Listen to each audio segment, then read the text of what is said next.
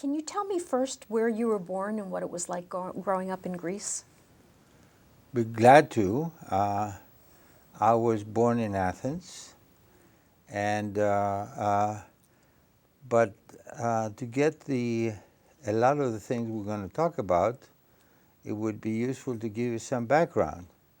My family, there's an extended family that is very close. That extended family includes my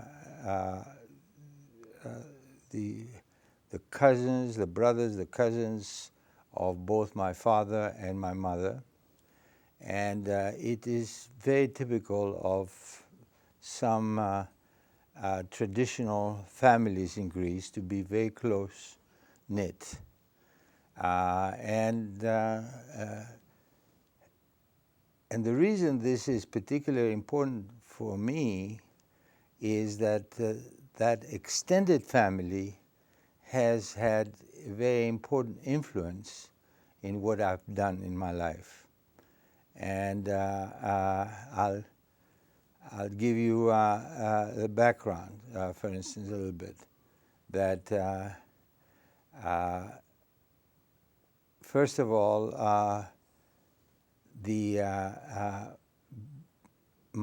both my parents and the ancestors behind my parents for the last few hundred years came from one place in Greece, a town, a small mountainous town called Karpenisi. And that town was built after the fall of Constantinople, particularly designed to be not to have a chance to be not found by the invading Ottomans. So they chose a place in the mountains where the mountain goes up to a certain height, and then there's a depression in that particular mountain. That mountain is called, I'll pronounce it in Greek, Timphristos. And it's very close to mountains that people around the world may know, like Parnassos, or like Olympus, where the Olympia gods from. This mountain range, and there are various mountains. And this town comes from one of those mountains. And the town is at an elevation of about close to 1,000 feet, to 1,000 meters, which means about 3,000 feet. And it's in a depression in the mountain. And around it, the mountain goes much higher. So it's very hard to anybody that doesn't know that the town exists to find it. And that was the purpose of building that town there around the middle of the 16th century, when Constantinople fell to the Ottomans. And both my parents came from there. My parents came from two families that were at odds with each other for at least 100 years, maybe even longer. In fact, for the last 100 years before I was born, both my grandparents, my grandfathers, the two grandfathers, one is my mother's father and my father's father, were members of parliament from opposing parties. The one party was kind of the Republicans, the right wing, and the other ones, like the Democrats, the left wing. And they were for at least 100 years, if probably more than that, even though maybe 200 years, they were at odds with each other. But finally, a miracle happened, and one of their descendants, namely my father, married one of the other people's descendants, namely my mother, and the two families got united. Now, what's that got to do with me? It has to do with me in various ways. And let me tell you one of the principal ways. On my father's side, there were a lot of cousins of my father that were engineers. And 4 of them were professors in the most prestigious university in Greece at that time, called Athens Polytechnic. The prestige in Greece of Athens Polytechnic is very similar to the prestige in France of the École Polytechnique in France. If to give you an idea how important that was during my teenage, we all knew that anybody that graduated from that institute probably would have employment for life, because that was the top. It was considered the top. 4 of these cousins of my father were professors, and 3 of them, at some point, were elected presidents of Athens Polytechnic. Now, what's that got to do with me? It has to do that the family was kind of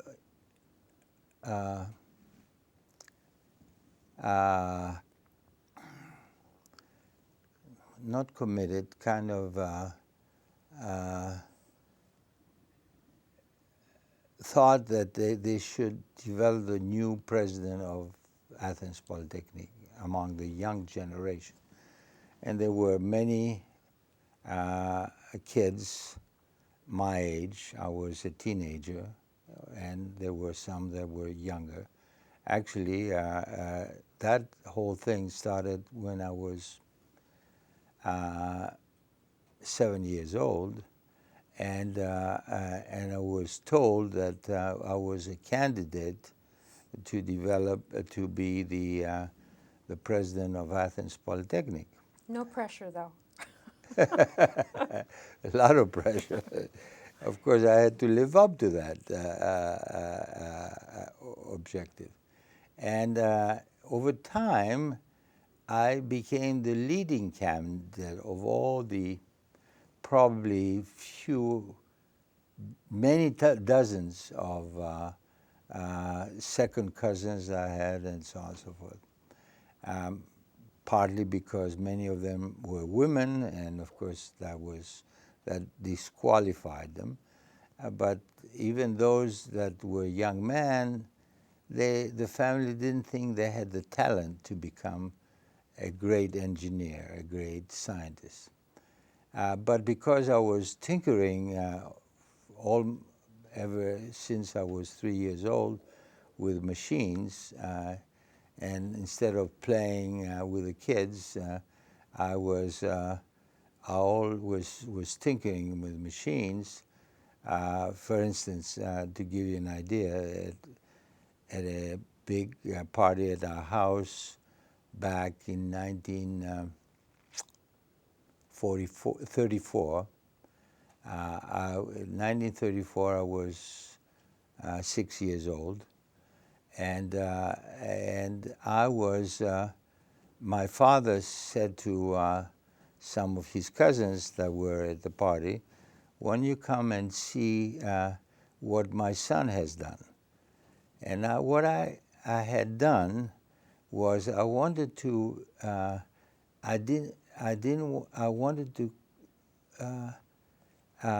build a projector that will show pictures on the wall, like a movie projector.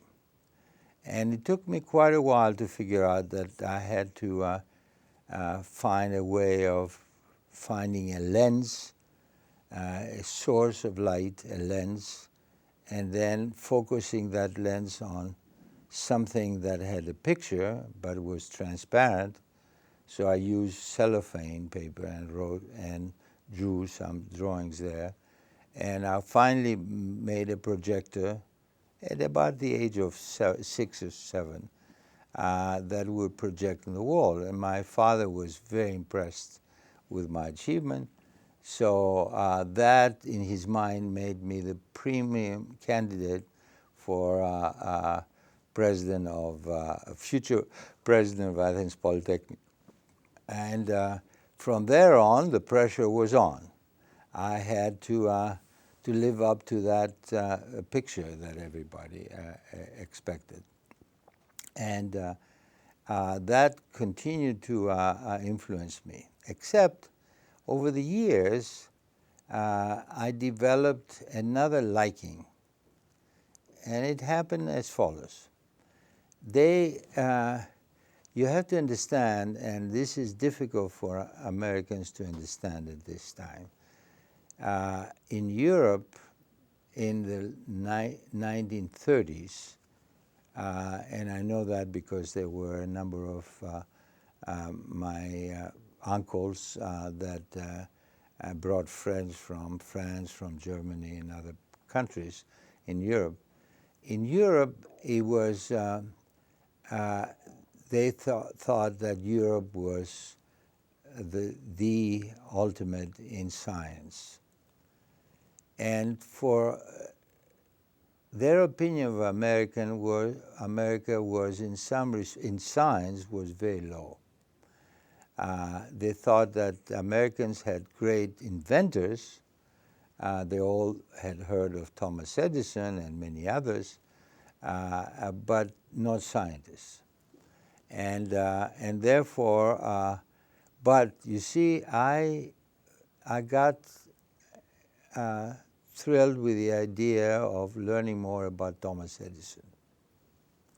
So when at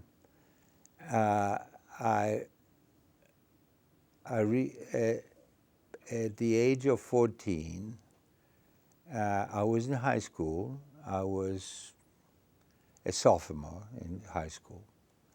And at that time, everybody that saw me do various mechanical and electrical developments, that was instead of playing ball with the other kids, they kept saying, you know, you're Thomas Edison.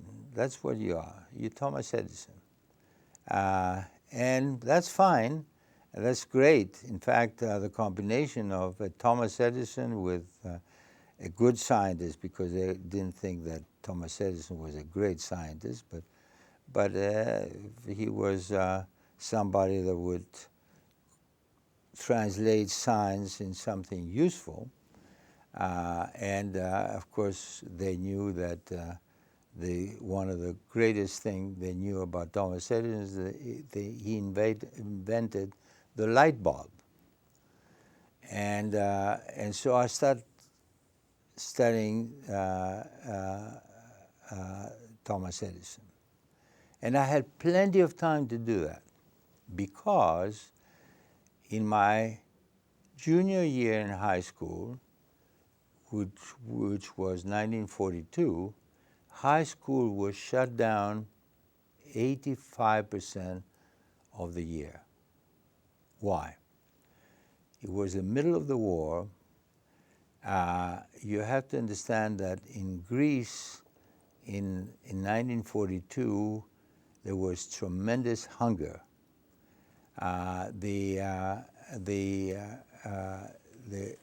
In Athens, where we were living, there were dead people found in the streets. In fact, they had a truck picking up all the dead people in the streets, dead from hunger mostly. So it was very hard trouble. There was also a lot of activity against the Nazis. And that activity, the underground activity, was very strongly encouraged and supported by Western countries like England and the United States.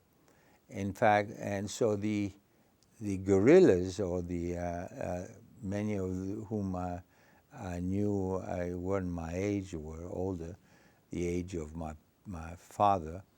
I've known that, I knew them, and of course, what happened is that the Nazis, the German Nazis, had to do something about this uprising, this potential uprising of the guerrillas. So they instituted a rule that if a German soldier in Greece ever got killed, the next day the Germans, the Wehrmacht, would pick up 50 Greeks at random and execute them. And not only that, but all the newspapers had to, the first page, print the people that were executed. That happened probably at least half a dozen times that I can remember during the 4 years of occupation of Greece.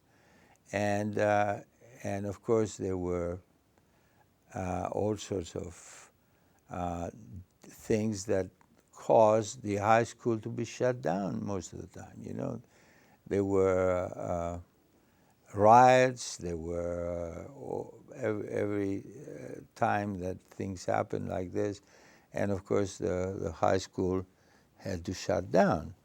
So that was very good for me, having the high school shut down, because I spent all my time in the library, and my first object is to learn more about who is this guy, Thomas Edison, that all my uncles said that I may be the next Thomas Edison, although they would like that, of course, but I also wanted to be developed into a good scientist so that I can qualify for professor at the Athens Polytechnic and potential president. You have to understand, Athens Polytechnic at that time was semi-private, which was unheard for Greece. Most of the institutions of higher learning, like in universities, were government run. The Polytechnic was supported by some very rich Greeks outside of Greece, and they gave a big donation provided that the Polytechnic would be self-governed. So it was governed by a what they call it, a senate of 12 senior professors at Athens Polytechnic, and they would run the whole thing. The government had no right to interfere what they decided, and they would select the president as well. You have to understand that 4 of these 12 were my uncles. So it was a foregone conclusion that if I came anywhere near qualifying for what they thought I should, I would be, it was a fait accompli that I would become president. You Okay. were also, aside from being in the library, you were involved in some radio activities. Oh, well, yeah, that's true. A lot. I had a lab in the basement of my house.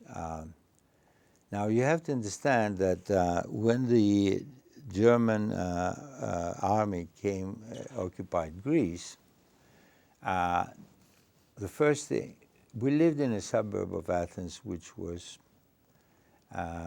very high up, very beautiful houses and so on. So the the German army came in to all the houses, including my house, including my wife grew up in a house a few blocks away from there, although she's much younger than I am. And they came into all the houses and said, they came to my mother and the German commander of the area came to my mother and said, Mr. Hatsopoulos, we need half your house. And my mother knew they would take it, I mean, just like this. But we'll give you a chance. We need to house 2 of our officers. And they did that with every other house. They needed to house officers. The soldiers they had were housed in tents and but the officers they wanted to be housed in houses. And said to my mother, says, you know, you can select which part of the house you want to give us so we can make it as rooms for our soldiers, our officers. They were very polite. And so came to a settlement. To give you a side line of what happened after that was the commander said to my mother, they're very good people, these officers that are here, and they're very good gentlemen. You don't have to worry about anything, about they'll keep the house in order, they're not going to destroy anything like that. But one day, one of the 2 brought a prostitute in the house. And that, my mother got very upset by that. And so she went to the commander and complained. She says, you told me that these were gentlemen. And this guy that in my house, that you put in my house, brought a prostitute and stayed all night with her. So the commander said, don't worry, Mr. Hatsopoulos, we'll take care of it. So the punishment was, so he did. What that officer, a lieutenant, was ordered to do was, you know, around the house we had pebbles, some of which were very sharp because they were pieces of rock that was broken up. And these pebbles were to so that the rain doesn't dig into the ground as it fell. So it was all around the house. So this lieutenant that committed that irregularity to bring to our house a prostitute was ordered to crawl in his knees around the house several times. By the time when he finished his sentence, he was bleeding all over. In fact, I felt so badly. I was a kid, you know, I was 14 years old, and I was horrified. This guy was suffering. I'm telling you all that to give you the climate, you know. On one hand, people were dying, other people were being executed at random, but even so, the Nazis were also very very rigorous in their discipline of their own people.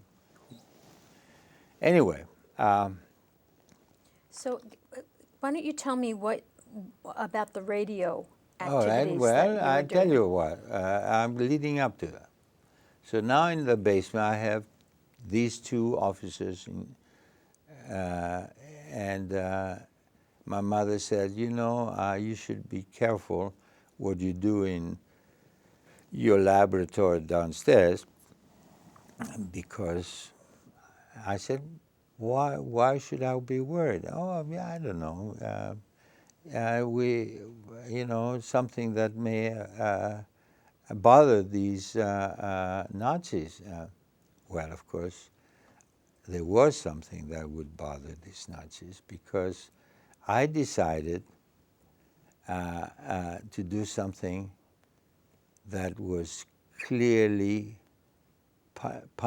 very clearly punishable by death. And let me tell you what it is. They came in to the house one day, the Gestapo, and says, Miss Hatsopoulos, show us how many radios you have in the house. And my mother said, 3 or 4. Show it to us. So they went around all the 4 radios and sealed the radio, the dial, in only the German station, and said to my mother, we're going to come and inspect all these radios periodically every few months. And if a seal of any one of those radios is broken so that you could hear some other transmission and not to our liking, you're going to be sent for execution, not only you, your husband, and your 2 children as well. So that was the warning. And of course, my mother took it very seriously and wouldn't even let me come close to those radios because she knew I was tinkering all of that. But there was tremendous, I knew as a teenager there was a tremendous demand to hear news from the outside world. So I came up with the idea of building a radio, a shortwave radio, to hear BBC that was transmitting all the news. And I did that in the basement. The Germans were upstairs. Among my buddies, boys and girls, I became famous because I knew what was going on in the outside world. And one day, the father of one of the girls that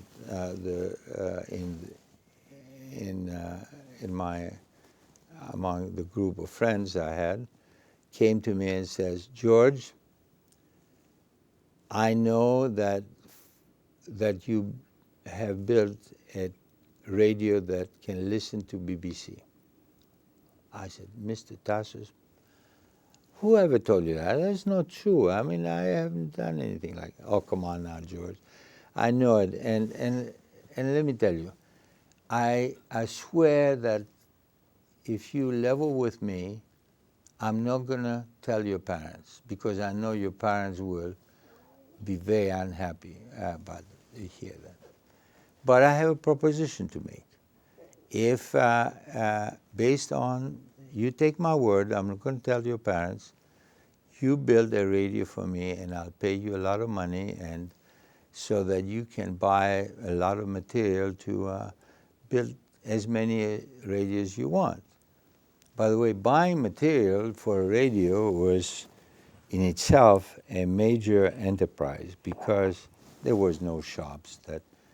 See, to build a shortwave radio, I needed vacuum tubes. There were no transistors at that time.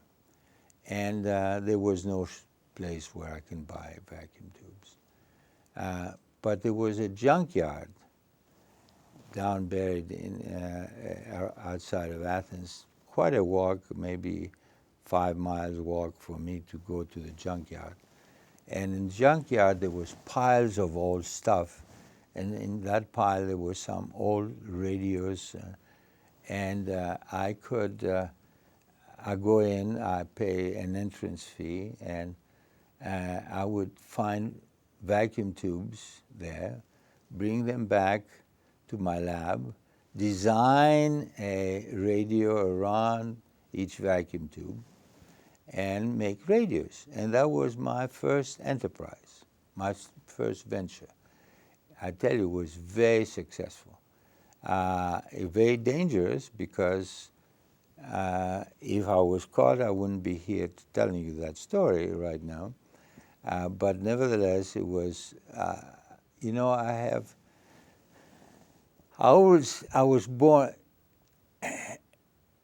being an entrepreneur is a bug. It's an affliction, if you want. I mean, and I have that. I always had in my life. I always thought about that. And in fact, it made me very curious to find out the first company, the most important company that Thomas Edison built was called General Electric. He built it, he founded it in 1872 or thereabouts, and it was very successful.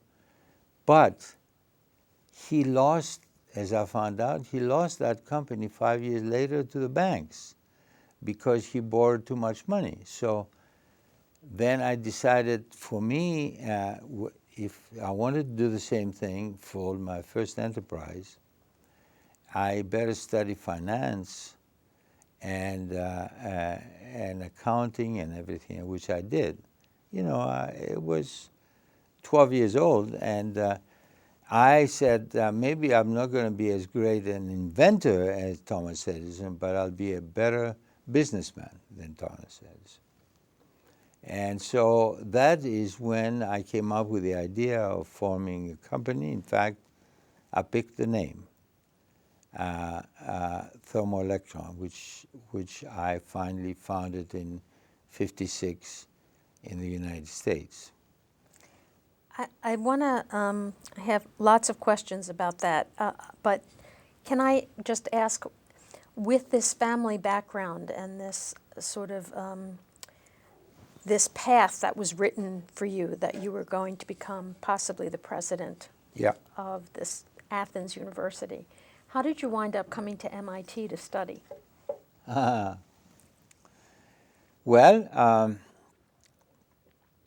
I had decided, my design was, I wanted to build a company, and I designed, my concept of a technology company is pick a lot of engineers and scientists and physicists and chemists and so on and so forth, have a group of outstanding people, and then look around what is our emerging needs that society has, and see if you can find solutions to that. And dedicate the company not only in any one business there are, but in the business of creating new businesses.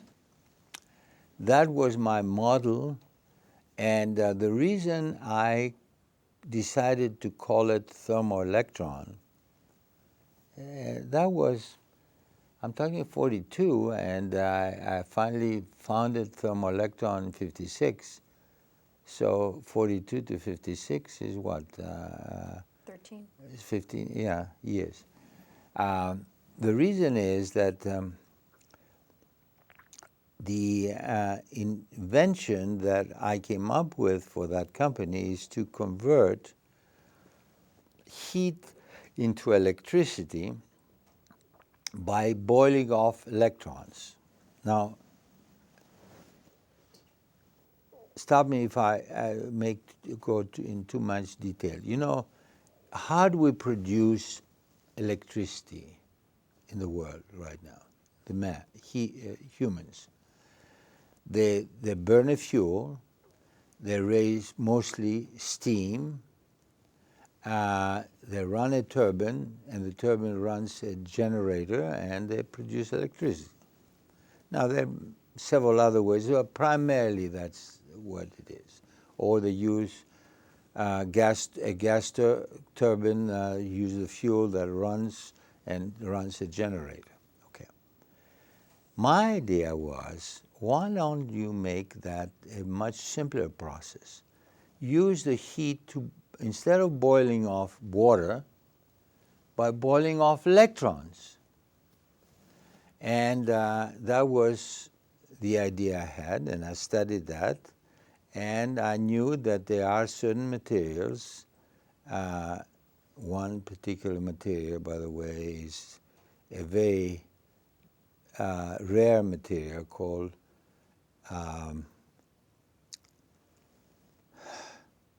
iridium. Right now, if you, it's on the periodic table, so you find it. If you want to buy iridium, it costs about 10 times more than gold costs. It's a very expensive material.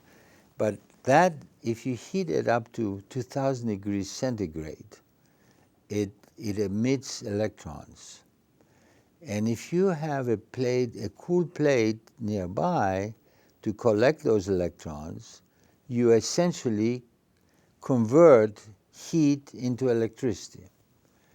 And since thermo is the word for heat in Greek, electron is the word for electricity in Greek, I decided that the proper name of the company based on that invention is Thermo Electron, which is what I did. And not only that, but when I did build the Thermo Electron, I would not stop on that invention only. I would just look at finding inventions, not by myself only, but by getting a lot of people that are very knowledgeable and say, look, for instance, the second device, the second business we did, the boiling of electrons is called thermionic energy conversion. You can look it up in the Encyclopedia Britannica. And at least an earlier version of the Britannica had my name in it under the name of thermionic converters. Started in a garage in Belmont? Huh? Started in your garage in Belmont? I sure did. Yeah, exactly. So you know a lot more. Where do you read all that? I researched you. You did. Right. Anyway, and that is particularly of interest. You see, I thought it would be broadly used, but it wasn't. It's still not used, primarily because of the expense of the material that is needed. And therefore, there's no way you can compete with the other ways of producing electricity. It's too expensive. On the other hand, in some places, there's no other way of doing it. And that was recognized early years by the space program, NASA, and they funded a lot of our work because we could build a generator that using nuclear fuels to provide the heat, and you could produce 50 megawatts of electricity in a little tank the size of a waste paper basket, which of course is ideal for space power. Now the person, however, that really got thrilled with that invention was a man that was brought into NASA by President Kennedy from Germany. Have you ever heard of Werner von Braun? And Alma. Is that right? His wife is quite famous too.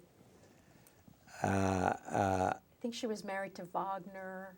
Yeah, right. Okay, anyway, Werner von Braun, I remember one day that, and I think that incident describes essentially how I ran Thermo Electron. What the mission of Thermo Electron was.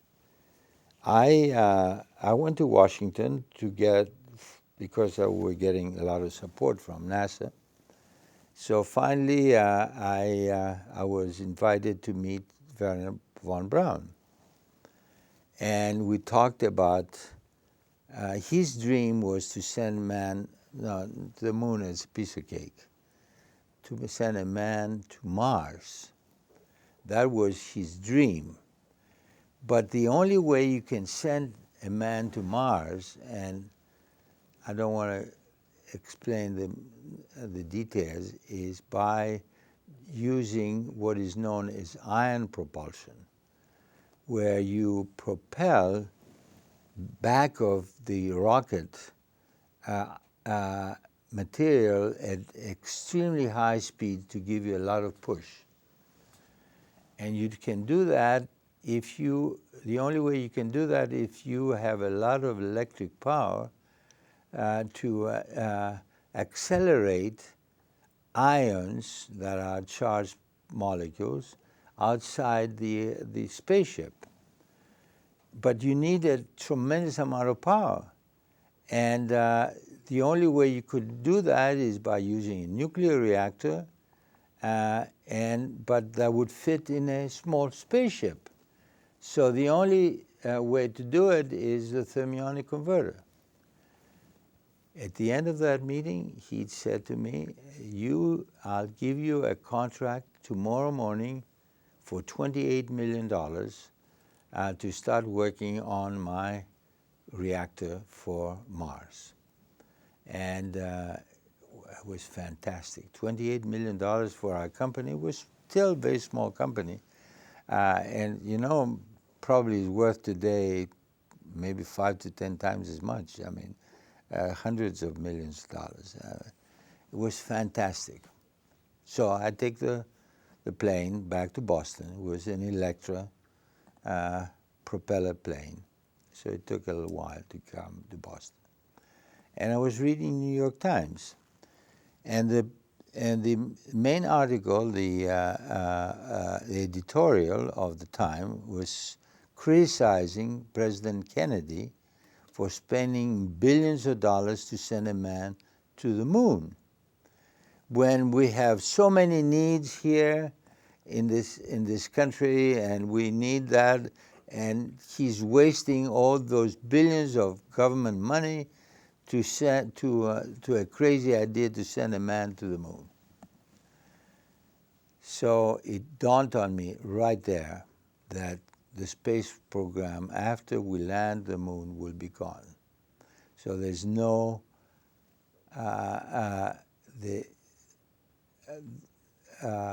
Werner von Braun was dreaming that there'll be never go a man to Mars, or not in our life, not in our century. Maybe in 2 or 3 centuries later, but not in that century. So therefore, this was not the business we should be in, who has as ultimate goal to make nuclear generators for space vehicles. So we have to find another thing that is needed in society. So I turned the pages of the New York Times and found that the disease that killed more Americans every year is heart problems. And so I decided right there, that's our next business. We're going to make an artificial heart.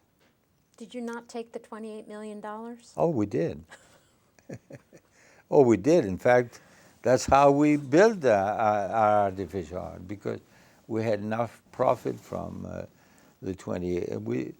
All these engineers I had, and in order not to cheat, they were being paid by NASA, and I had them work on artificial hearts. So what I told them, I said, look, guys, I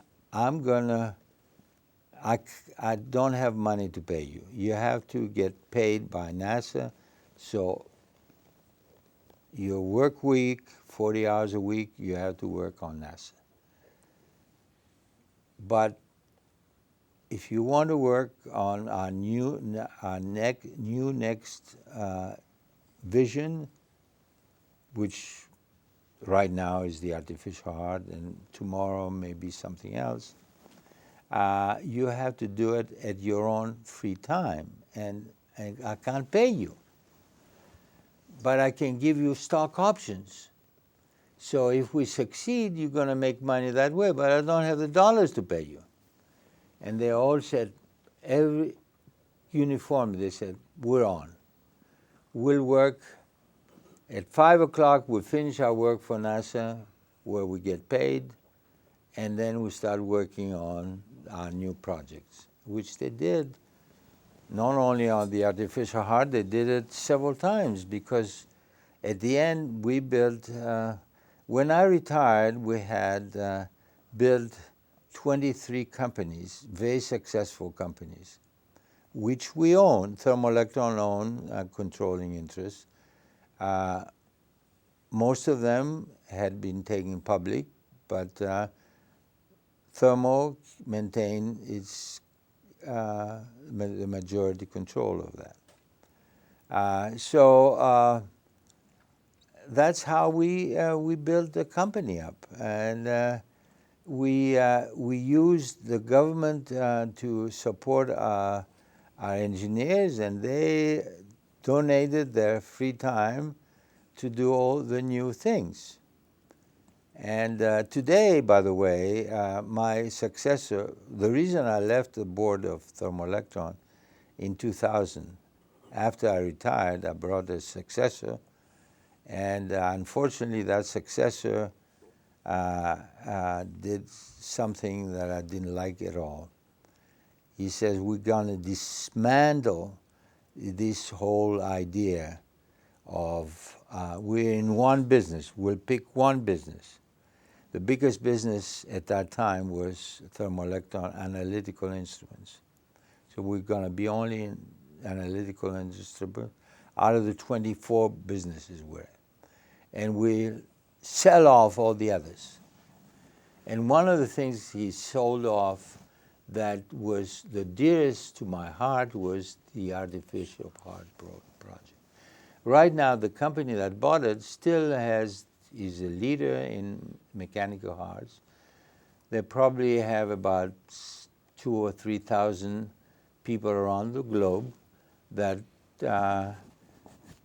live on mechanical hearts. Now, of course, having mechanical heart, you have to be plugged in, you know, because there's no heart requires a lot of power, and there's no battery to do that. So, but you can wear a battery outside, so you can walk around, but then you have to recharge the battery every day, you know.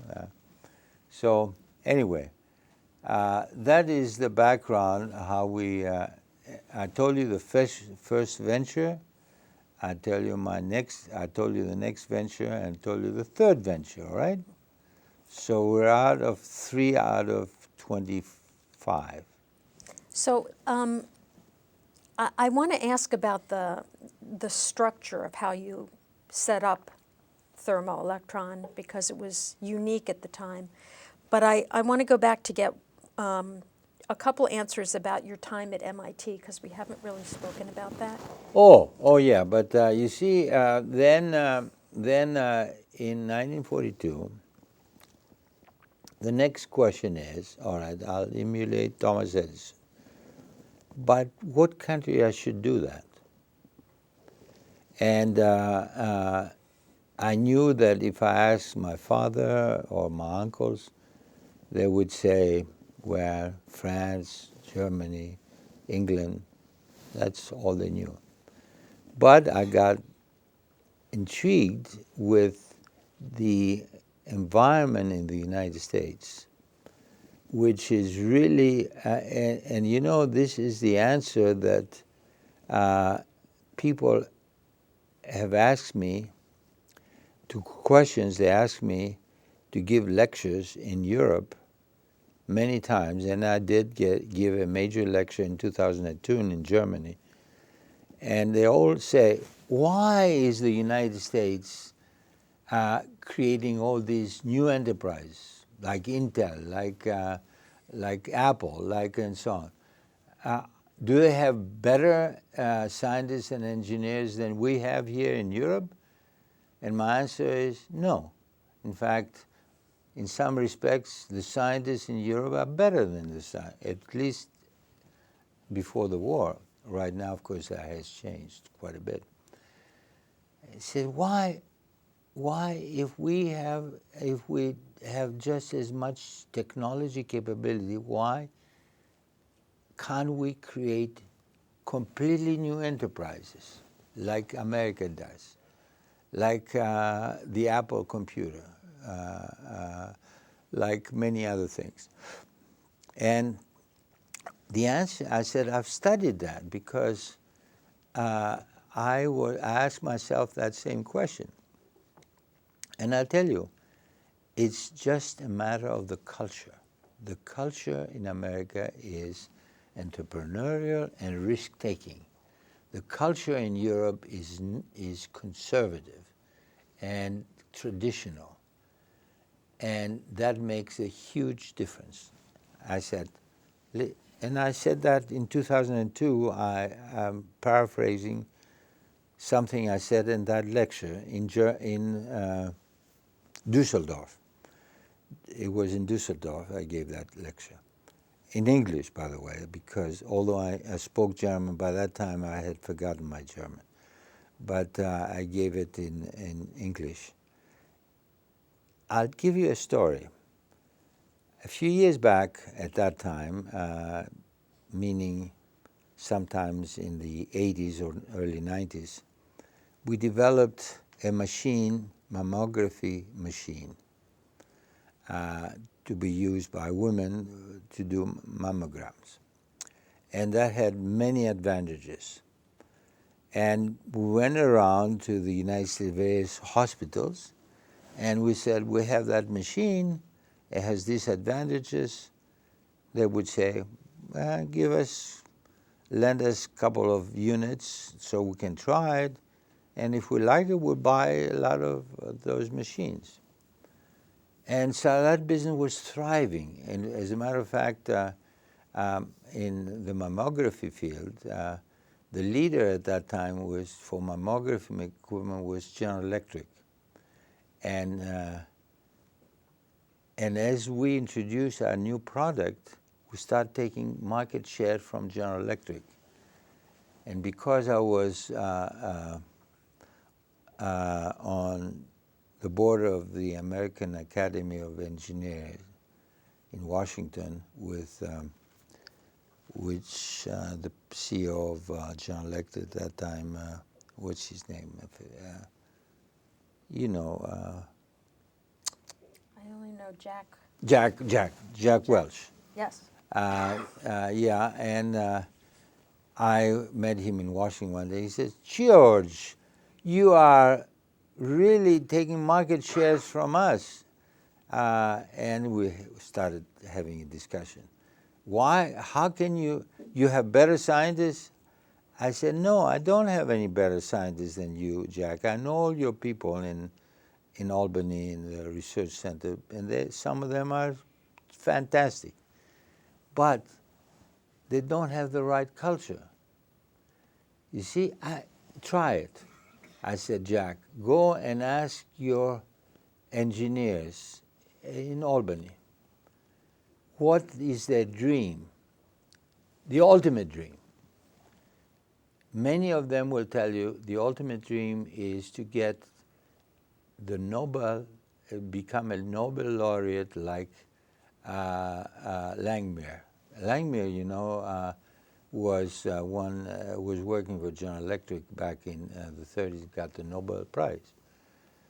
I said, ask that question among our engineers, and they'll say, would you like to get a Nobel Prize? Oh, of course. Why should we get a Nobel Prize? We're not in it. What we want to build is something that is useful to and helps people and become famous for helping people, not become famous for, you see, it's a different attitude. What do you aim for? And if you develop people to aim for what you believe is the objective of the company, then you'll succeed. Wasn't it also a function of having a smaller, more nimble company? 'Cause Well, not all. The question you ask is that a function of having a smaller company? I'm glad you asked that question, because it is not. Unfortunately, it's a function of having a company that is, the people grew together. And it has nothing to do with size. If you have people that started from young people that just came out of college and worked together and developed that ideal during the years, and they have accomplished something, then they maintain that ideal, even if they become very big. In fact, they maintain that idea at Thermo Electron even when we had 26,000 employees, which is when I retired. So it doesn't have to do with size, it has to do with culture. And the only way you can control culture is to take young people before their prejudices are set in their minds, and grow with them and help them have visions and aspirations different than others. Oh, by the way, so to finish the story of the mammography equipment, soon after I talked to Jack Welch about it, quite a bit of time, we decided to go to Europe with that mammography. And we did exactly the same thing as we were doing in the United States. We go to a hospital and say, we have that thing that does a much better job. What's the name of your company? Thermo Electron. What? Thermo Electron. Oh, get out of here. We only buy things from either Siemens or Philips. Thermo Electron? Don't know. You see, it's a different attitude. You see, nor a single hospital director questioned why they could have said, here, you know General Electric. If you know General Electric, we know General Electric. And who is Thermo Electron? A new startup, we don't want it. But the environment here accepts new startups. And the environment in Europe does not. And that is the key, the whole key to the development. And I said, if you want, I told that to the Germans in 2002. If you want to change your ways, you have to change your culture. Become more entrepreneurial and help develop brand new companies. Because, right now, if they ask me to run any company, and I thought of that, not right now because I'm too old, but even before I retired, suppose they asked me to, and somebody asked me that, suppose, George, you become very well known as a manager. Suppose they ask your company, well, at the peak, the company had sales of about $4.5 billion. It had a market cap of 15 billion or something like that. Suppose that somebody comes in and says, we want to make you a CEO of General Electric that is 20 times your size and world famous and has many tremendous capabilities. Will you take the job? I would say no. And they'll say, well, because You don't like to deal with a company that big? I said, no, I don't mind that at all. In fact, I love it. He says, why wouldn't you take the job? Because I didn't develop those people. Those, you see, these people are old people, older people. They've used in certain mentality. How can I? And they're probably going to have 300,000 employees. How do I change the culture of all these people? I can't do it. I have to start from scratch. You see, now that has its disadvantages, because then you can't. Thermo Electron, for instance, right now is not quite what it was, because I made a mistake. I chose the wrong successor, that's all. You asked me how I come about with MIT. And, Yes. And that's a good question. And I told you that I have to go a little further than giving you a straight answer, to give the background. The first thing that led to MIT was when I decided what country I wanted to build that company. And I gave you a lot of preamble why I decided that the only place I could go and do that is America, the United States.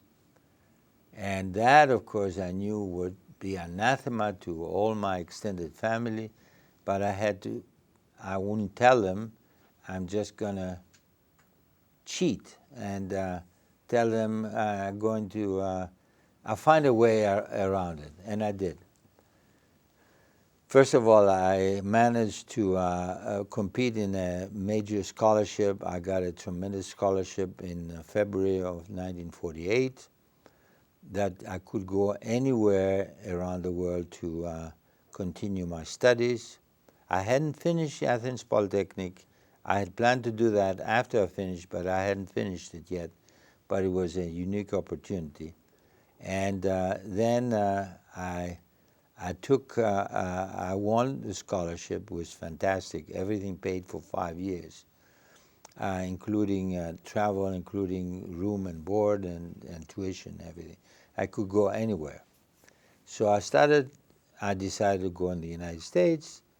So I started finding out where in the United States. And two institutions drew my attention: MIT and Caltech.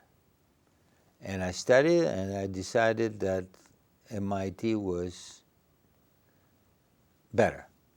Not only because it had grown to bigger than Caltech, but also there's another very egotistical reason. It was closer to Europe.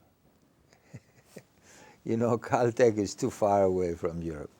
And so I decided I'm going to go to MIT. And I applied at MIT, and it was too late. I missed the deadline, and I had somebody that I knew in the United States to go and beg for them to accept a late application, which they did. So they accepted me, and so I went and told my mother. And my mother says, George, congratulations, that's fantastic. I know your father won't like it that you want to go to the United States, but well, if that's what your heart, you do your way. But you have a problem. I said, what's my problem? He says, you don't speak any English. See, at that time I knew French, Greek, and German. No English. Or I knew a little bit, but I never took a study. So I said to my mother, oh my God, yeah. And I had to be there in August. I better learn English between now. It's February, you know. I said, Mother, can you help me find something? She said, you know, I have a friend that is a professor of biology, and she studied in America, and maybe she has a very good suggestion. And the suggestion that lady made was that I could go, you know, it's February. I had to learn English by the time I'm leaving for America, which was the end of July. So she says, have your son come in every night at 6 o'clock for 1 hour, every night, Saturdays every night, and I'll teach him English. And I did. And meticulously, I was there every night over that period. And as I came to that house, which was a few blocks away from ours, there was a little girl playing. I never paid any attention to her. Anyway, to make a long story short, in 1956, the year I created the company, I went to a party. And I found, and as a dinner party, and I had a girlfriend who was bugging me to marry her for several years, and I said, I'm not getting married at all. But anyway, so I went into that, and I saw a very attractive lady, and so I went and started talking to her. I found out she's from Greece. Found out what part of Greece, Athens, what part of Athens, Philadelphia, what part of Philadelphia. I said,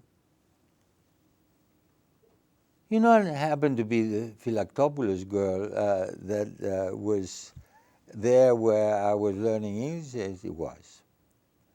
And as I was leaving my date, says, George, I have some advice for you. I know you. If you like that girl, you're going to date her. And if you really fall in love with her, marry her immediately, not tyrannize her as you tyrannized me and I became bitchy. So I told that to Daphne after we got married. I said, you owe that to Dorothy.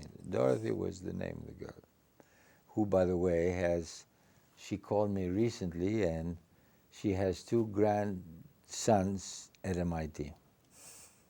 She came from MIT too. When you first got to MIT, Yeah. do you remember what your impressions were? How was it different from Athens Polytechnic? One major difference that I found, two major differences. One was, which really was very key, is that you could spend time with a professor, as a student, with a professor, asking him questions in private.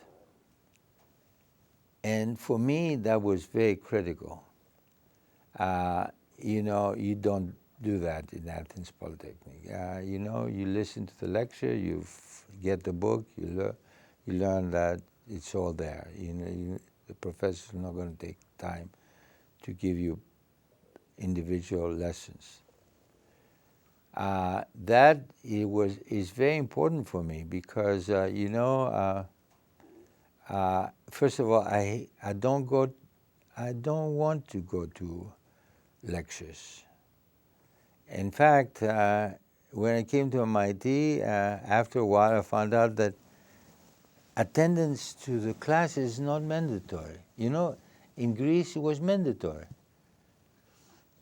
Not being mandatory, I wouldn't go to class, you know, because, you know, why waste my time to hear the way the professor assigned, you know, all I wanted the professor to assign me a problem and tell me what should I read in order to solve the problem. That's all. And you see, my all preoccupation is to how to solve problems. The only reason you read something that others have done or you study something others have done and is because you want to solve the problem. And studying that, why wait until the professor has to expose it that he's wrong? You waste my time. I want to take the book. I know what I'm going to have. I go through the book. I find exactly what I want, and I get it done. So that was a huge improvement for me. And in fact, it worked for me very well. I learned a lot more, much quicker, rather than going to class. How important do you think it is to break the rules?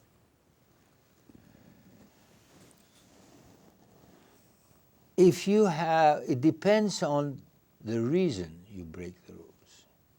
If you break the rules for a very legitimate reason, of course you're allowed. But most of the time people break the rules for reasons that have nothing to do with their purpose. You see, you shouldn't lose sight of your purpose. What is your purpose? Is your purpose going to school to become a better engineer so you can help society, or is it for you to get a degree so that you can get money, get a better position in your firm? It depends on your purpose. If your purpose is to become an engineer, everybody becomes a better engineer or scientist or whatever, or even lawyer or whatever, knowing how you know what I know exactly what is the best way to educate myself. As long as my purpose is to educate myself for a good reason, not to educate to be a better extortionist or to be a better gangster, because that's not. If I had the ambition to become like Al Capone, that would be a different story. But whatever I decided to achieve in life, and you know, it's very important. It's not whether your purpose is acceptable. It's the purpose. Is that what you're committed to? You may be committed to become a better gangster than Al Capone. Why? I wouldn't know why, but maybe you are. And if that's your purpose and you decide that's my purpose in life, then you adjust your education accordingly. My purpose in life was not to become. See, I never had the purpose in life to become a president of Athens Polytechnic. That was, who wants that job? I mean, that's ridiculous. But I'm not going to push it away, because if I fail in what I really wanted to do, maybe that's a fallback position. But who wants to do that? I want to build a company that is at least as good as the company that Thomas Edison did. So how do you think, because you did study at MIT, how did that affect the way you went on to then form your company? Is there a connection between the two? Did MIT help you do that? Did it make it? Oh, are you kidding? Unbelievable. You should be present to a meeting I'm having early December at with the current president of Thermo Electron, the last president at Thermo Electron, the president of MIT is going to, Susan Hawkfield, is going to be there. Her assistant will be there. And the main purpose of that meeting is going to be a 3-hour meeting. Is for me to explain why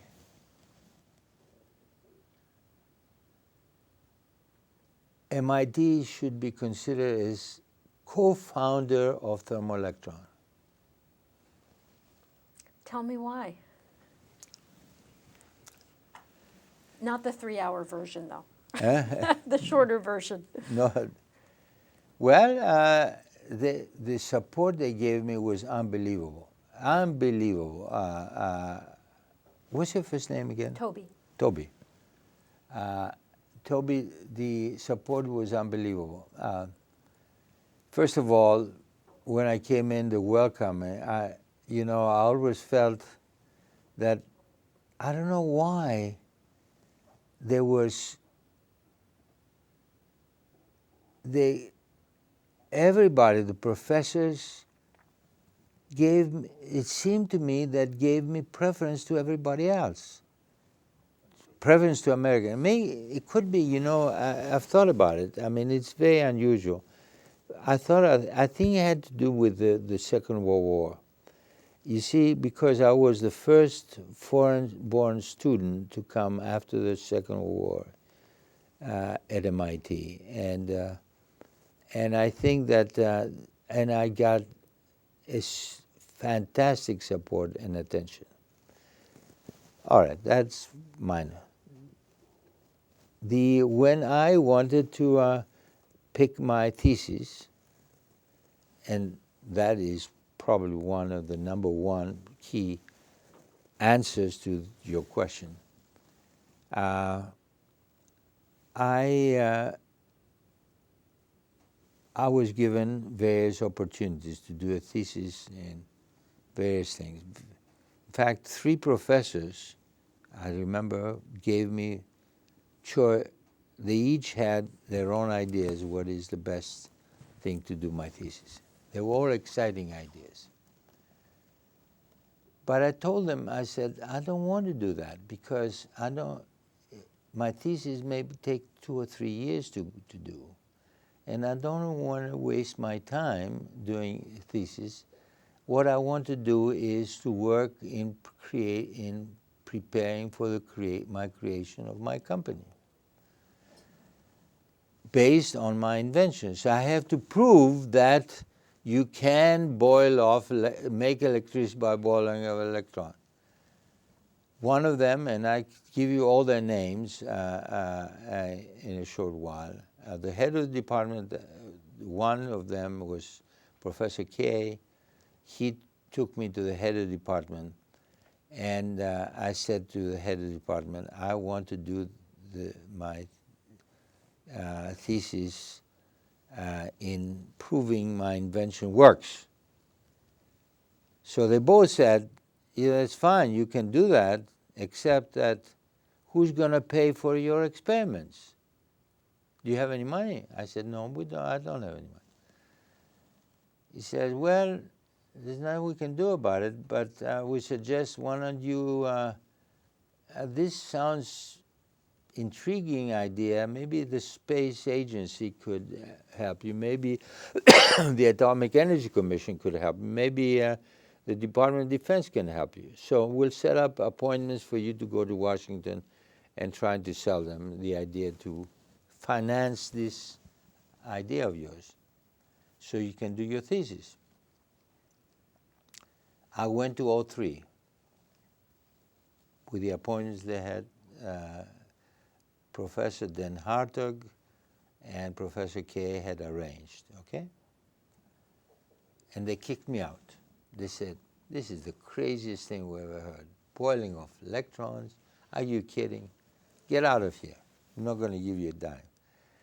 And when I reported that to Den Hartog, he went to the dean.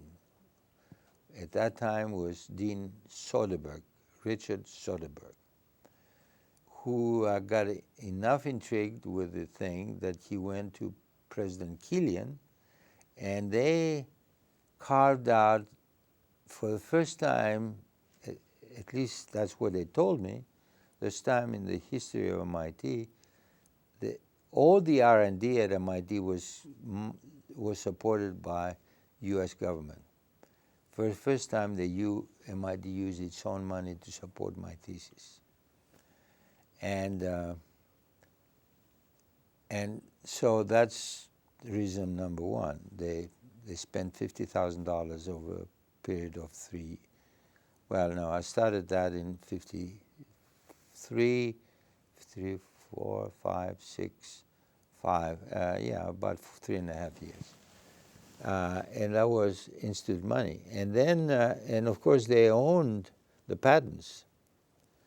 And when I went to the Dean Soderbergh and said, the Dean, I'm forming a company, it was 56, called Thermo Electron, and I would like to buy the patents that MIT has because they paid for the thing. I have, you know, the MIT, even though MIT has the patents of somebody working, a student, but the student has rights too. So Professor Soderbergh says to me, I'll talk to the president. Came back a week later and said, you know, we decided to, all you have to do, you can have the rights, the full rights on the patent, provided you promise if your business is successful, you endow a professorship. And I said, boy, that's a pretty good deal for you. I did promise. I did endow it as soon as we're successful with the company. And so that's the major, but that was, I would say, 10% of the contribution of that. There were many, many other contributions. Can you imagine? And that when I tell that to people right now, entrepreneurs, you know, that come out of MIT, do you know what the Department of Mechanical Engineering did? The assistant department head called me in by Professor Carl Svensson. Called me in and he says, George, you know, I understand that you started a company and you're now an assistant professor here. And you work only weekends in the company and plus 1 day. That's what the official. But wouldn't it be easier for you to be connected, your office at your company be connected with the MIT network? So I got an extension, an MIT extension for my office. Now, when I tell people that now, he says, that would never fly here right now. This would be a completely no conflict of interest or totally inappropriate. But it was different climate at that time. The help they gave, MIT given me was enormous. Final help. So, and I'm going to tell all that to Susan in 4 weeks from now. I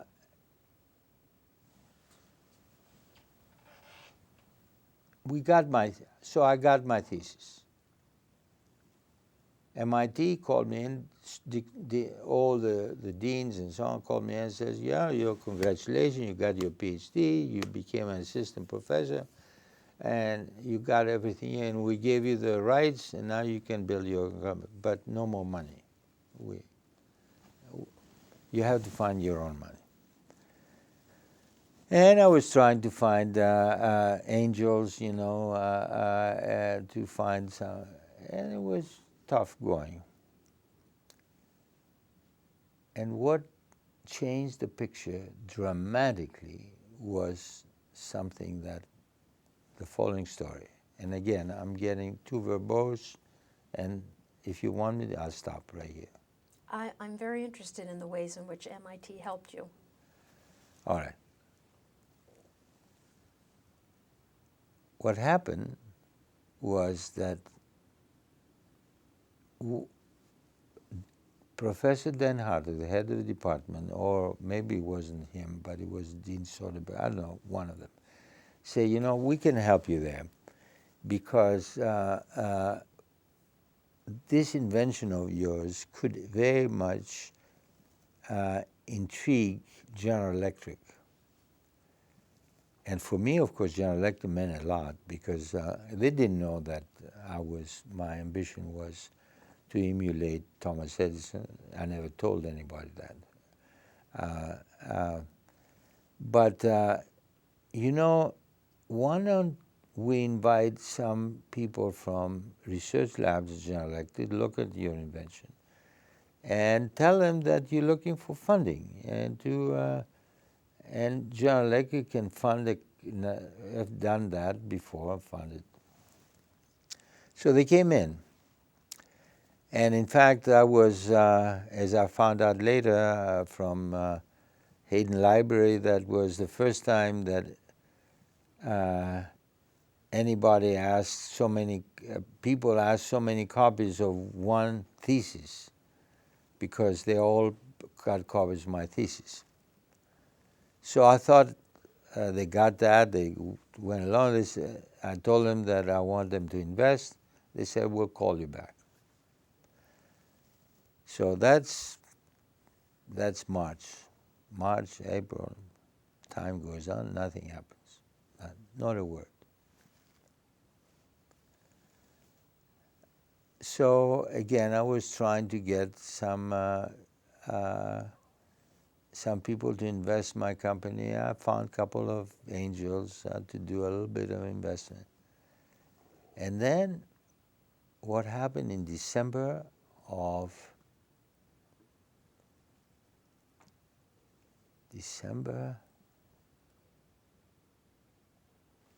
what year? December, I forget now, 2007 or 2008, 2007, December 2008, sorry. So somebody calls me up and says, read the New York Times in business part, that section. And there's an ad. General Electric invents a new way of generating power by boiling off electrons.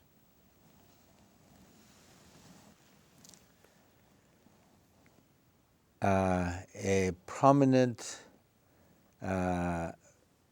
engineer at General Electric called Dr. Volney Wilson invented that, and so on and so forth.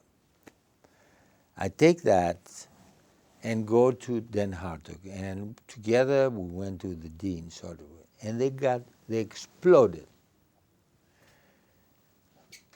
Because they knew all this history. They knew they had come and they saw what I was doing, and then they... 40 years earlier. And so they start talking about, should we sue General Electric or anything? And then they said, no, we shouldn't do that. We will, don't worry, George, forget it. We'll take care of it. And they did a fantastic PR campaign about my invention. I have a whole book that big, all over the world. And that was publicized worldwide. London Times, Paris Match, it appeared in Russian newspaper, appeared everywhere. In the United States, all over the place. And MIT invents a way by boiling off electron. By the way, London Times, footnote to that. I'll show you I still have the clipping. Footnote. General Electric, a few months earlier, General Electric claimed to have invented that themselves. That's the end of it. Didn't elaborate more. Guess what? I get piles of mail, from all wanted to invest in my company. When I tell that to a new entrepreneur that has an investment, they can't believe it, that anybody can be so lucky. And on top of it, two of the top-notch venture capitalists in the country at that time, who were Lawrence Rockefeller and General Doria. Have you ever heard of General Doria? Wanted to be the principal investors. I told them that I have to decide between the two of them. And the investors start trying to convince me to take their money. To give you an idea, General Doria invited us at his house in,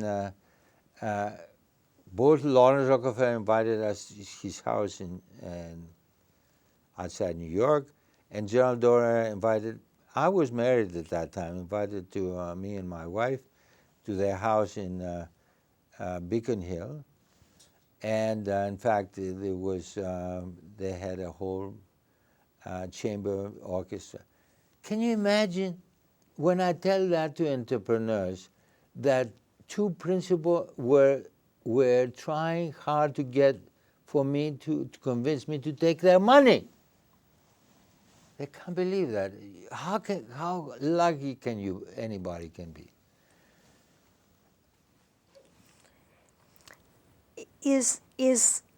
I And guess, I haven't ended the thing, and I'm not going to end it because I can go all night. But the kind of people, all the people that really took the culture, adopted the culture, and believed in, like, some analyst in Wall Street said to me one time, Thermo Electron is not a company, a group of people in entrepreneurship. It's a cult. It's a cult. It's like, which was, all these MIT people that came to, they believed in what we were doing. They believed in the whole idea of serving society by finding ways to solve problems. Not to get Nobel laureates. That's all that's looked down upon it. Only physicists want to look. Engineers are different. Engineers want to build that to do some results, and getting a Nobel is not a worthwhile objective. is it MIT's support over the years that is responsible for you being on the corporation? Is this sort of a way to give back? Well, I became very well known among the members of the corporation.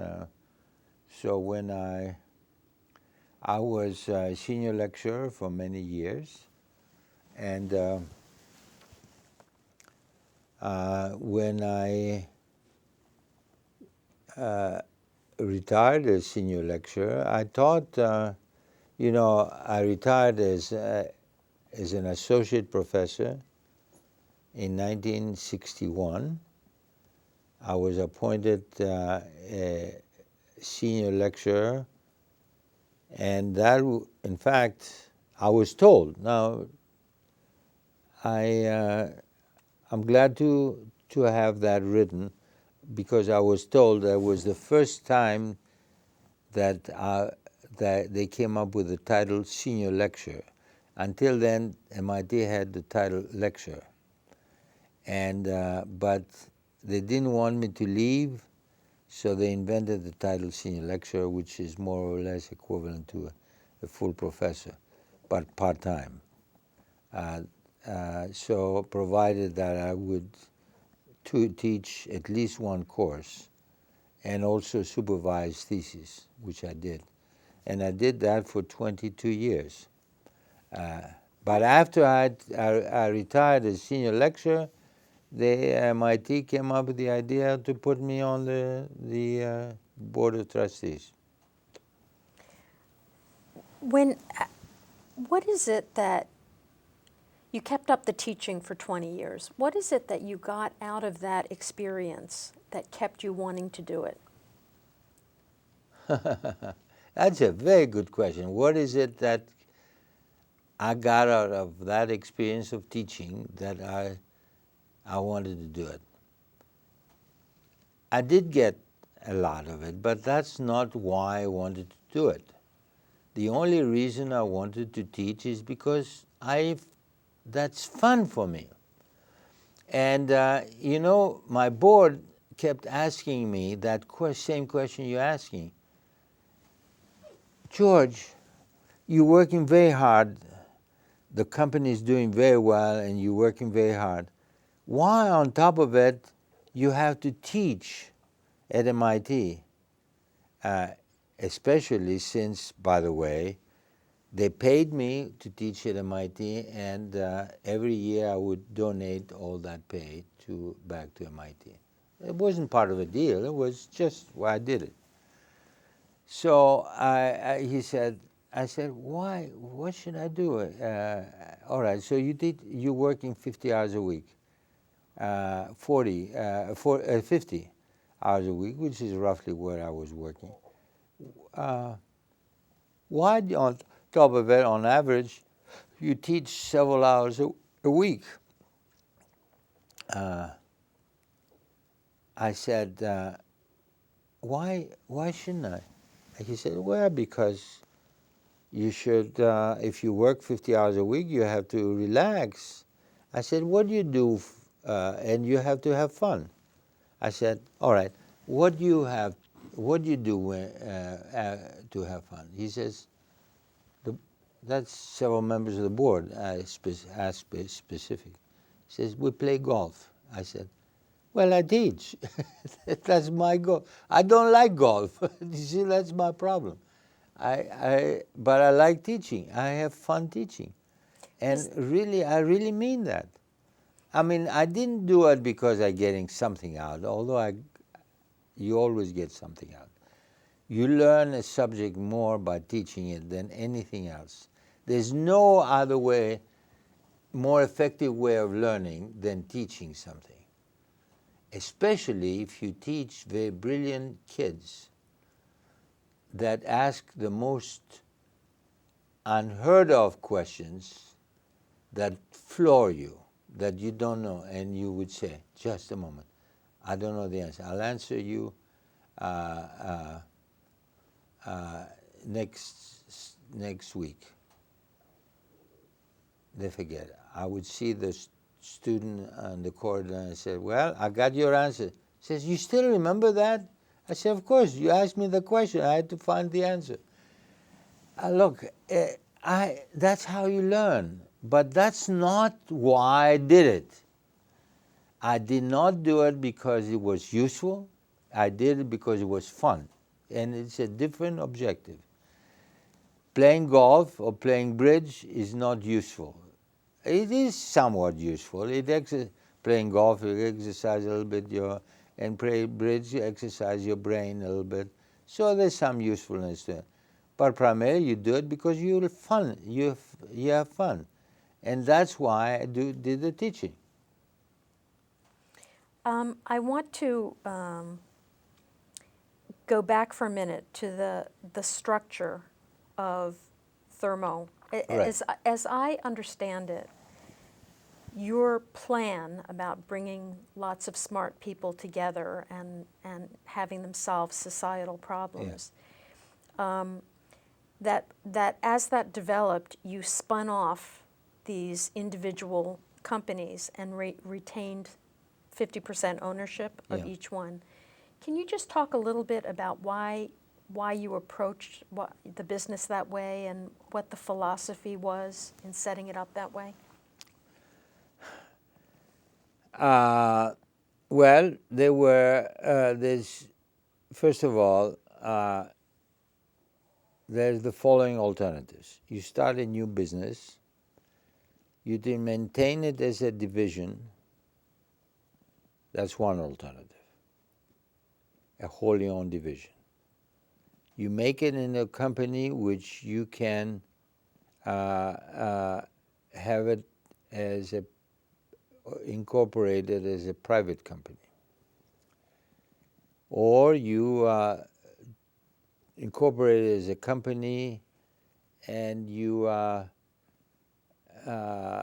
take it public and maintain more than 50%.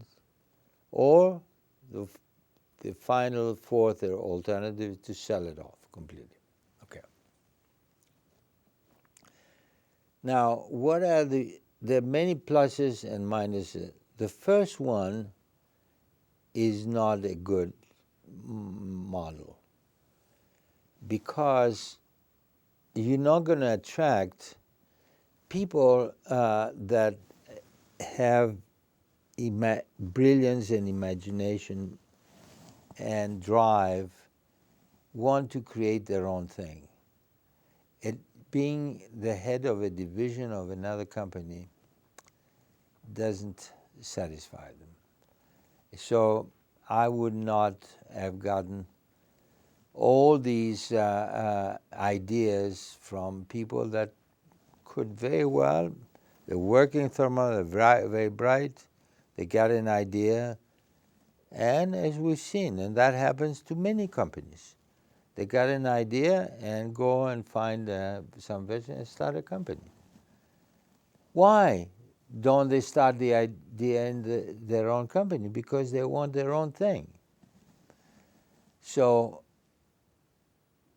the idea that I said, you stay here as a division, and as soon as I promise you, as soon as you're reasonably independent, I'll make you in a company. We either taking you public, but we make you an independent company. That was key to motivating these people, you see. Now, why not sell it? As a matter of fact, part of the deal.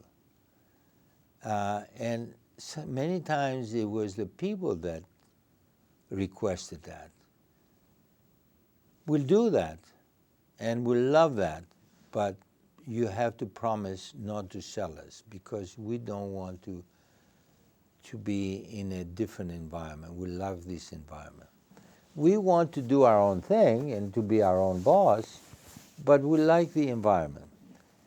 Now that was the negative why I didn't, you see, and I don't know how I would do it my next life when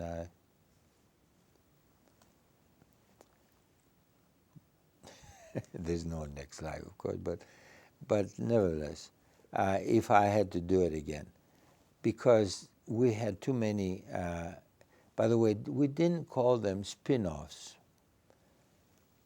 The word spin-offs is when you separate completely.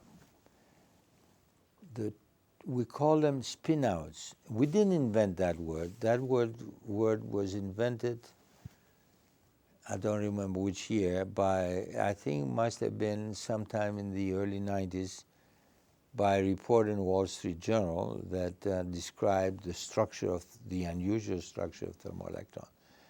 And they said, this is, all these other companies called, if something comes out of them independent, they call it a spin-off. And of course they get rid of it, they sell it, or they give it to the stockholders. Thermo Electron retains as part of the family, becomes an extended family. So the proper word he coined was spin-out, not spin-off. So just a linguistic detail. Anyway, does that answer your question? Yes. And now I want to know, as that model worked well for a long time. Right. And then it got to a point where it didn't work well anymore. Do you have a sense for why that was? What changed? Well, first of all, most of the people have the idea that the model didn't work towards the end, primarily because after 12 years of constant rise in thermo stock prices, thermo stock price took a dip. I think that, and then of course, soon after that, I retired. Okay. So the world agrees with you. After a while, things didn't go well. It doesn't agree with me. This thing that happened with the stock price was, and I knew it, was completely, had nothing to do with the structure of Thermo Electron. It had to do with the fad in Wall Street. Wall Street goes through fads. That happened to me back in early 71, and happened to me again back in 82, and it happened in 98. All right. What's the fad? See, Wall Street these fads last about 10 or 15 years roughly. Sometimes Wall Street gets enchanted with sponsoring a company that has a generic ability to create new ventures. Has the technological know-how to create new ventures, regardless of where. Let's say they have know-how that can apply to medical products and to this and to this and that, and this give a premium price. And then after 10 or 15 years, the pure play concept creeps in. Wall Street likes only pure plays. It doesn't like companies that are dealing with various outcomes. Okay.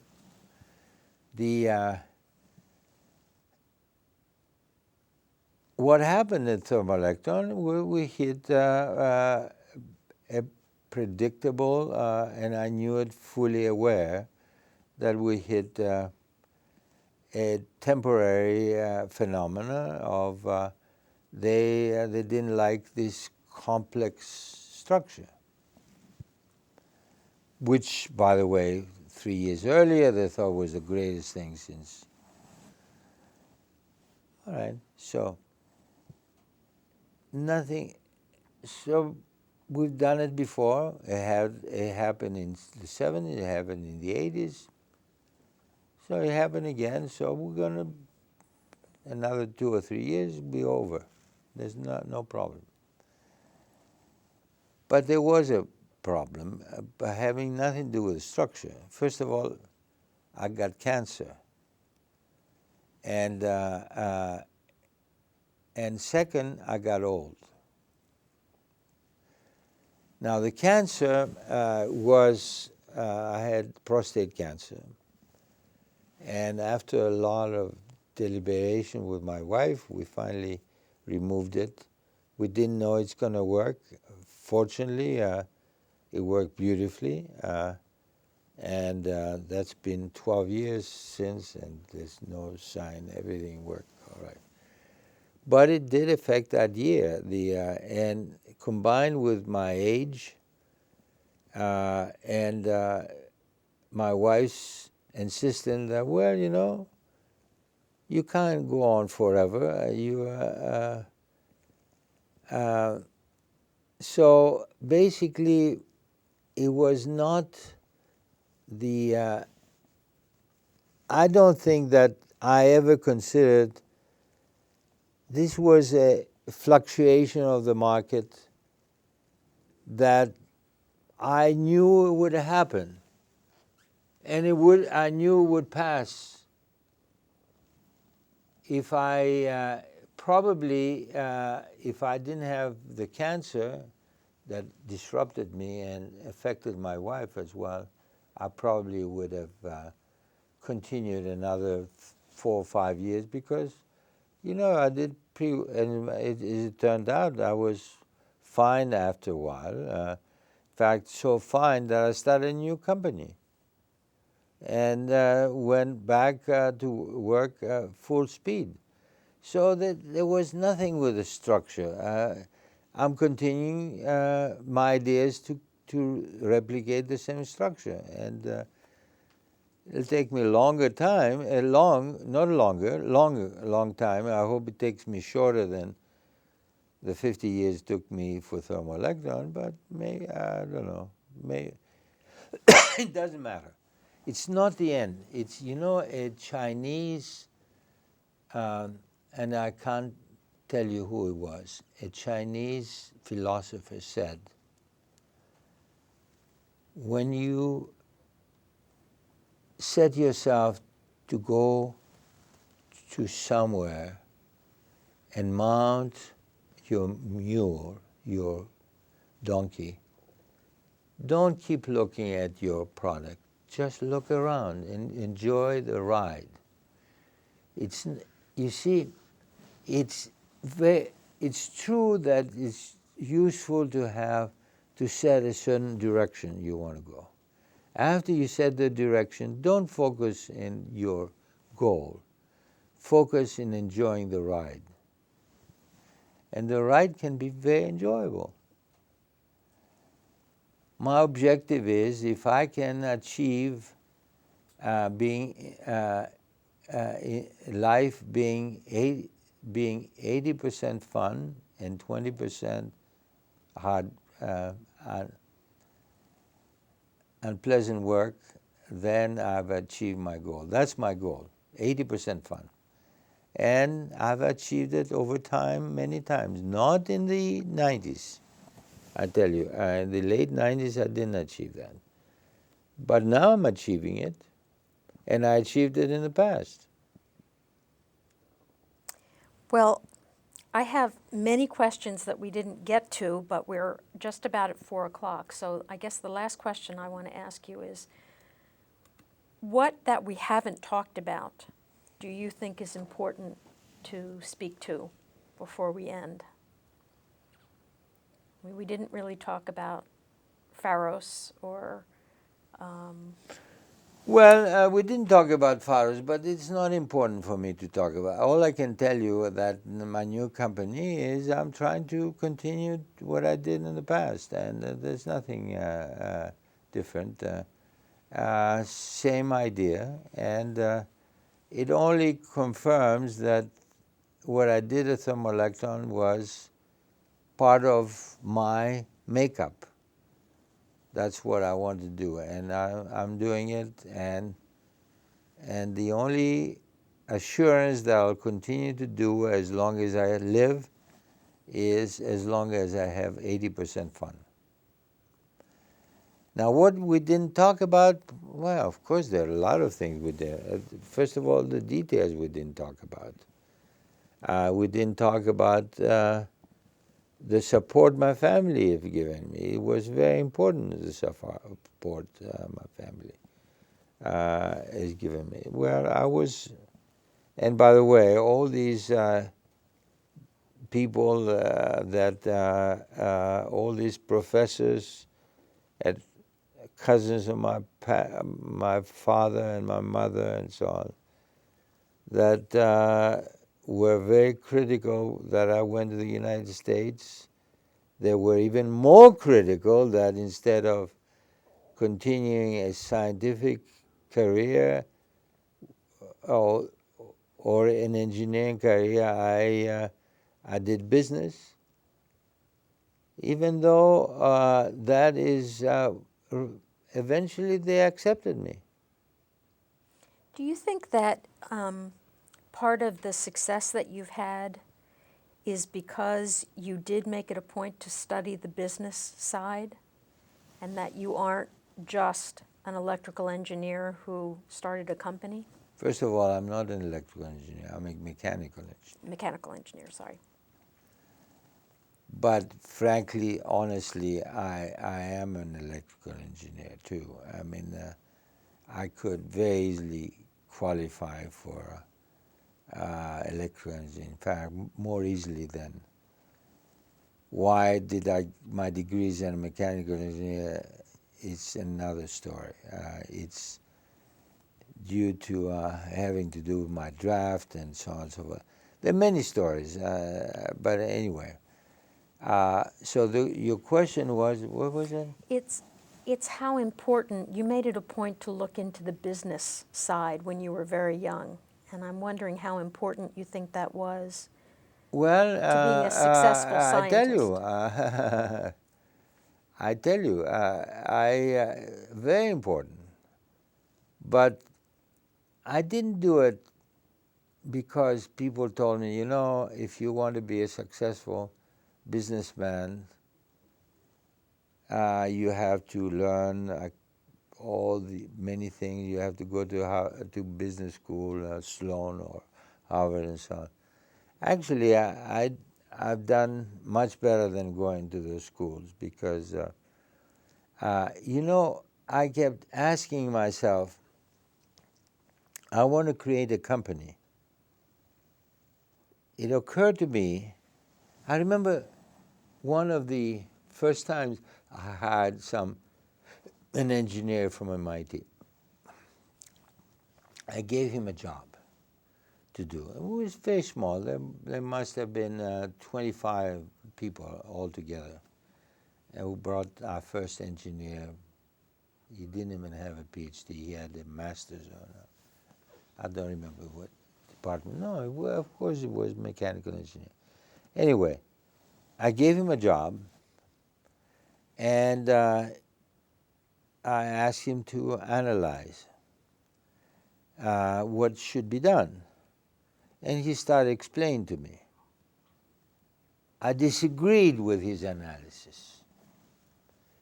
And my first reaction is to tell him, you're full of baloney, you know. But then I stopped. And I said to him, my mind, why am I doing this? I'm trying to develop that person. And the only way I can build a company is develop people like that. So let's go slowly. Let's not tell them that you're wrong. Let's go around the corner and ask a few questions here and a few questions there. And I did it. And he saw what was wrong with his thing himself. And he was very happy. So I said, gee, you know, that's my job. My job is, if I want to create a company like that, my job is to develop people. You don't have to learn that in a business school. It's common sense. A CEO of a new enterprise should forget he's an engineer. That should play, in fact, that is a burden. To being an engineer is a burden. It could lead to catastrophe, because as long as you don't control the desire of engineers to say, well, no, should be done this way and so on. The purpose of a CEO is to develop people. A lot of people don't know that. I know. Isn't that? No, very few people. So if you were to give me a prize, and ask me a major prize. What should you think you deserve a prize?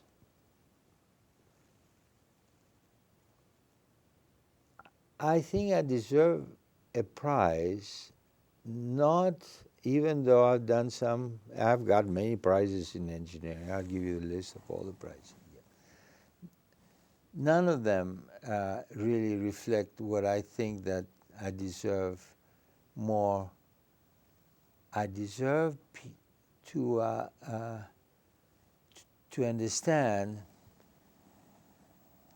what it takes to build an enterprise. And what it takes is a group of people. So you develop people. And how do you learn how to develop people? By only keep asking yourself, how would somebody influence me?